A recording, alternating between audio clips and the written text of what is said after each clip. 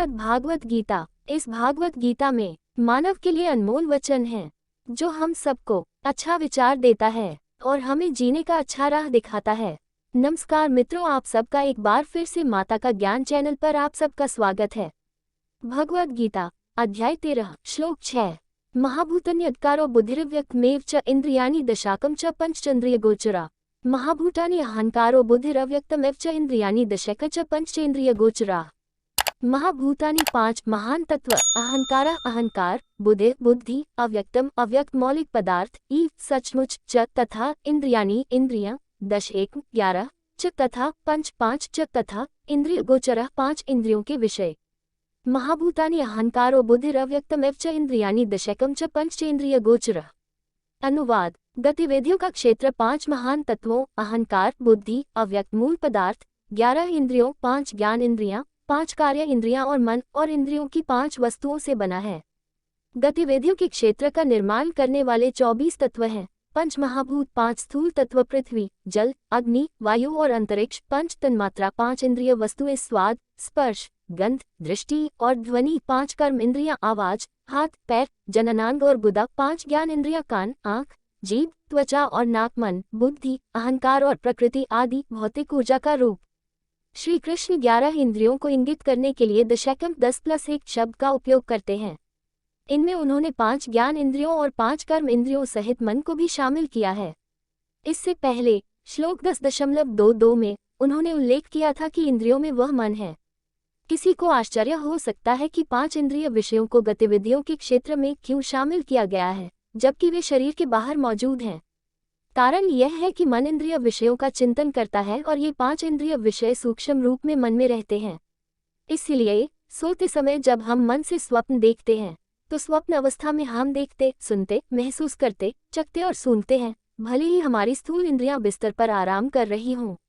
इससे पता चलता है कि इंद्रियों की स्थूल वस्तुएं मानसिक रूप से भी सूक्ष्म रूप में मौजूद हैं। श्री कृष्ण ने उन्हें यहाँ शामिल किया है क्योंकि वे आत्मा के लिए गतिविधि के पूरे क्षेत्र का उल्लेख कर रहे हैं। कुछ अन्य धर्मग्रंथ शरीर का वर्णन करते समय 5 इंद्रिय विषयों को बाहर रखते हैं। इसके बजाय उनमें 5 प्राण जीवन वायु शामिल हैं। ये केवल वर्गीकरण का मामला है, कोई दार्शनिक मतभेद नहीं। इसी ज्ञान को कोश के रूप में भी समझाया गया है। शरीर के क्षेत्र में 5 कोश हैं जो भीतर विराजमान आत्मा को ढांकते हैं। अन्नमय कोश ये स्थूल आवरण है जिसमें 5 स्थूल तत्व पृथ्वी, जल, अग्नि, वायु और आकाश शामिल हैं। प्राणमय कोश ये जीवन वायु कोश है जिसमें 5 प्राण वायु प्राण, अपान, व्यान, समान और उदान शामिल हैं। मनोमय कोश यह मानसिक आवरण है जिसमें मन और 5 कर्म इंद्रियां आवाज, हाथ, पैर, जननांग और गुदा शामिल हैं। विज्ञान में कोश ये बौद्धिक कोश है जिसमें बुद्धि और 5 ज्ञान इंद्रियां कान, आँख, जीभ, त्वचा और नाक शामिल हैं। आनंदमय कोश यह आनंदमय कोश है जिसमें अहंकार शामिल है जो हमें शरीर मन बुद्धि तंत्र के छोटे आनंद से पहचान कराता है। भगवद गीता अध्याय 13 श्लोक 7। इच्छा द्वेष सुख दुख खम संघतश्च चेतना धृति एतत् क्षेत्रम समासेन सविकारम उदाहृतम्। इच्छा द्वेषाः सुख दुःख संघातश्चेतना धृतिः तत् क्षेत्रम समसेन सविक्रम उदाहृतम्। इच्छा इच्छा, द्वेषा घृणा, सुखम सुख, दुःखम द्वैक, संघतः समुच्चय, चेतना चेतना, धृति इच्छा, एतत् ये सब क्षेत्रम गतिविधियों का क्षेत्र, समसेन से मिलकर बना हुआ, सविकारम संशोधन सहित, उदाहृतम कहा जाता है। इच्छा द्वेष सुख दुःख संताश चेतना धृतिः तत् क्षेत्रम समसेना सविक्रम उदाहृतम्।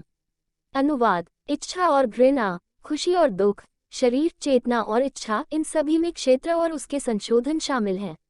श्री कृष्ण अब क्षेत्र की विशेषताओं और उसके संशोधनों को स्पष्ट करते हैं। शरीर क्रियाकलाप के क्षेत्र में शरीर भी सम्मिलित है, परंतु उससे कहीं अधिक है। मृत्यु तक शरीर 6 परिवर्तनों से गुजरता है। अस्तित्व में आना, जयते, जन्म, वर्धते, विकास, विपरिणमते, प्रजनन, अपक्षीयते, उम्र के साथ मुरझा जाना, विनश्यति, मृत्यु। शरीर दुनिया में या ईश्वर में खुशी की तलाश में आत्मा का समर्थन करता है क्योंकि आत्मा उसका मार्गदर्शन करती है। चेतना ये वह जीवन शक्ति है जो आत्मा में विद्यमान है और जिसे वह शरीर में मौजूद रहते हुए भी प्रदान करती है। ये वैसे ही है जैसे आग में गर्म करने की क्षमता होती है और अगर हम उसमें लोहे की छड़ डालते हैं तो आग से प्राप्त गर्मी से छड़ भी लाल हो जाती है। इसी प्रकार आत्मा शरीर में चेतना का गुण प्रदान करके उसे सजीव बना देती है। इस प्रकार श्री कृष्ण में चेतना को गतिविधियों के क्षेत्र के एक लक्षण के रूप में शामिल किया गया है। विल, यही वह संकल्प है जो शरीर के अवयवी तत्वों को क्रियाशील और एक विशेष दिशा में केंद्रित रखता है। यह इच्छा शक्ति ही है जो आत्मा को गतिविधियों के क्षेत्र के माध्यम से लक्ष्य प्राप्त करने में सक्षम बनाती है। इच्छा शक्ति बुद्धि का एक गुण है जो आत्मा द्वारा सक्रिय होती है। सत्व गुण, रजोगुण और तमोगुण के प्रभाव के कारण वसीयत में बदलाव का वर्णन श्लोक 18.33 से 18.35 में किया गया है। चाहत, यह मन और बुद्धि का कार्य है जो किसी वस्तु, स्थिति, व्यक्ति आदि को प्राप्त करने की लालसा पैदा करता है। शरीर पर चर्चा करते समय हम संभवतः इच्छा को मान लेंगे, लेकिन कल्पना करें कि प्रकृति कितनी भिन्न है। ख्वाहिशें ना होती तो जिंदगी होती। तो सर्वोच्च भगवान, जिन्होंने गतिविधियों के क्षेत्र को डिजाइन किया और इच्छा को इसके एक भाग के रूप में शामिल किया, स्वाभाविक रूप से इसका विशेष उल्लेख करते हैं। बुद्धि किसी वस्तु की वांछनीयता का विश्लेषण करती है और मन उसकी इच्छा को संजोता है। जब कोई व्यक्ति आत्म साक्षात्कारी हो जाता है तो सभी भौतिक इच्छाएं समाप्त हो जाती हैं और अब शुद्ध मन ईश्वर की इच्छा रखता है। जहां भौतिक इच्छाएं बंधन का कारण हैं, वहीं आध्यात्मिक इच्छाएं मुक्ति की ओर ले जाती हैं। घृणा, यह मन और बुद्धि की एक अवस्था है जो अपने लिए अप्रिय वस्तुओं, व्यक्तियों और स्थितियों के प्रति घृणा पैदा करती है और उनसे बचने का प्रयास करती है। खुशी, ये सुख की अनुभूति है जो अनुकूल परिस्थितियों और इच्छाओं की पूर्ति से मन में अनुभव होती है। मन खुशी की संवेदनाओं को महसूस करता है और आत्मा भी उसके साथ ऐसा करती है क्योंकि वह मन के साथ तादात्म्य स्थापित करती है। हालांकि भौतिक सुख कभी भी आत्मा की भूख को संतुष्ट नहीं करता है, जो तब तक असंतुष्ट रहता है जब तक कि वही ईश्वर के अनंत दिव्य आनंद का अनुभव नहीं कर लेता। दुख, यह प्रिय परिस्थितियों द्वारा मन में अनुभव किया गया दर्द है। अब श्री कृष्ण उन गुणों और गुणों का वर्णन करते हैं जो व्यक्ति को ज्ञान विकसित करने में सक्षम बनाएंगे और इस तरह गतिविधियों के क्षेत्र के उद्देश्य को पूरा करेंगे जो मानव रूप है। भगवद गीता, अध्याय 13, श्लोक 8-12। अमानित्वम दम्भित्वम अहिंसा कांतिरर्जवम आचार्योपासनं शौचं स्थिरमात्म विनिग्रह इंद्रियार्थेषु वैराग्यमनहंकारश्च जन्ममृत्युश्च व्याधिदुःखदोषानुदर्शनम् असक्तिकरणं विश्वन् पुत्रदारग्रहादिषु नित्यं च समचित्तत्वमिष्ठानिष्टोपतिषु मयि चान्ययोगेन भक्तिरव्यभिचारिणी विविक्तदेशसेवित्वं मृत्युर्जन्मसंसदि अध्यात्मज्ञाननित्यत्वं तत्त्वज्ञानार्थदर्शनम् एतज्ज्ञानमिति प्रोक्तम् ज्ञानीयतन्यथा। अमानित्वम अदम्भित्वम अहिंसा शांतिरार्जवाचार्योपासना शौचं स्थिरात्म विनिग्रह इंद्रियार्थेषु वैराग्यमनहंकारश्च जन्म मृत्युजरा व्याधि दुःख दोषानुदर्शनसक्तिरन् विश्वन् पुत्रदारग्रहादिषु नित्यं च समचित्तत्वमिष्टानिष्टोपतिषु मयि चान्यायोगेन भक्तिरव्यभिचारिणी विविक्तदेशसेवित्वम् अरतिर्जनसंसदि अध्यात्मज्ञाननित्यत्वं तत्त्वज्ञानार्थदर्शनम् एतज्ज्ञानम् इति प्रोक्तम् अज्ञानं यदतोऽन्यथा।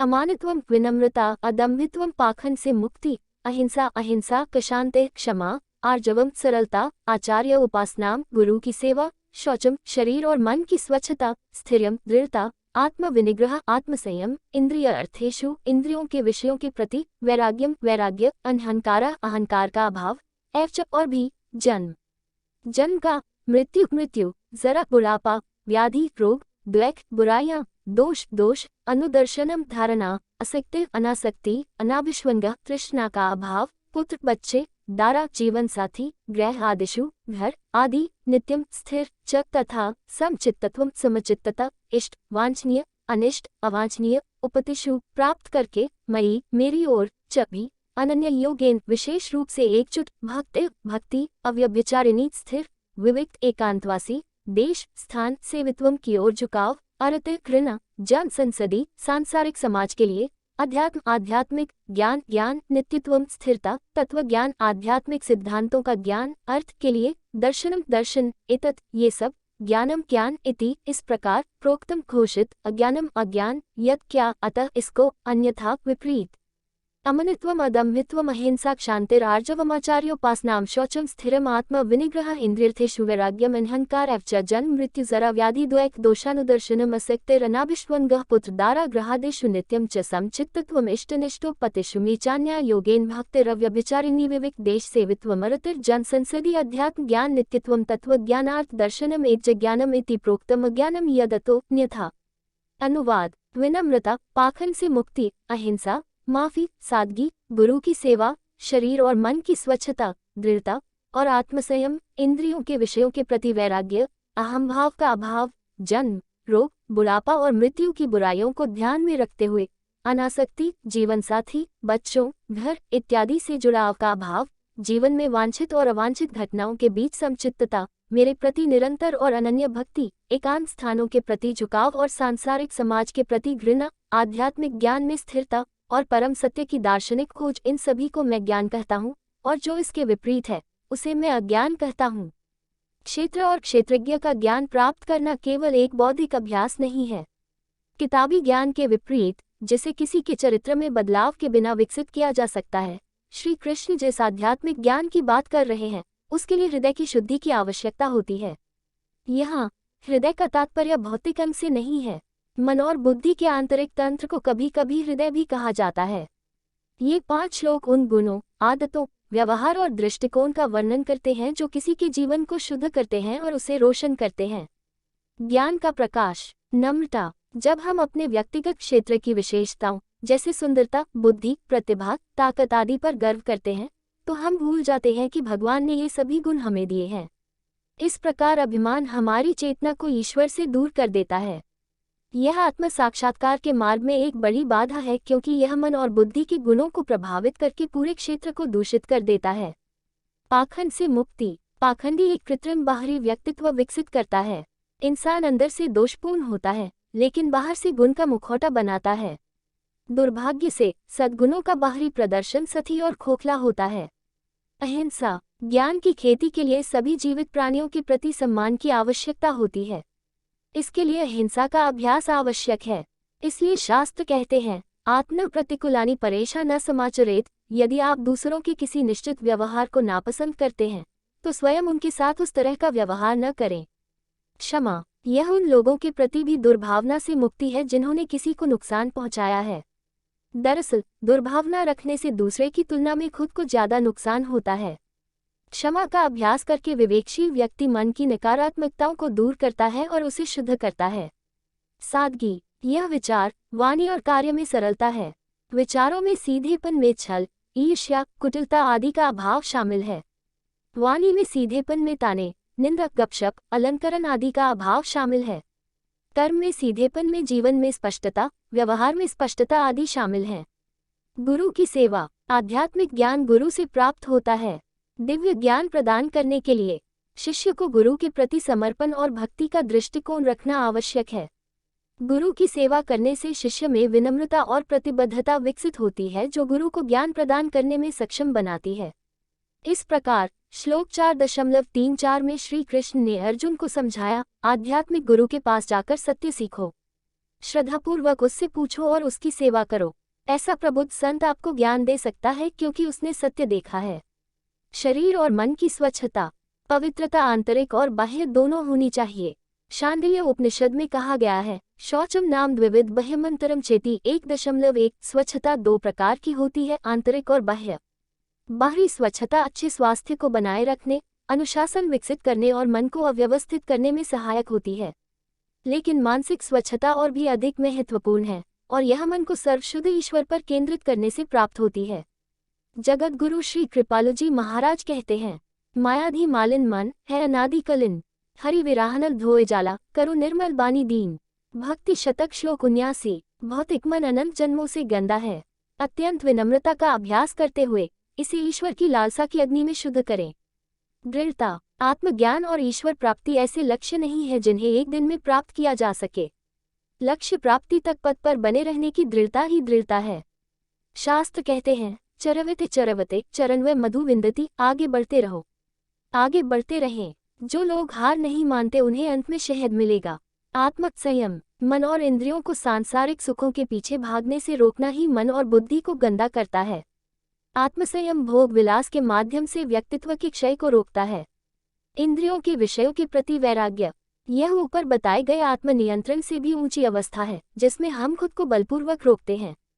वैराग्य का अर्थ है इंद्रिय सुखों के प्रति स्वाद की कमी जो ईश्वर प्राप्ति के मार्ग में बाधाएं हैं। अहम भाव का अभाव। अहंकार, मैं और मेरा के प्रति सचेत जागरूकता है।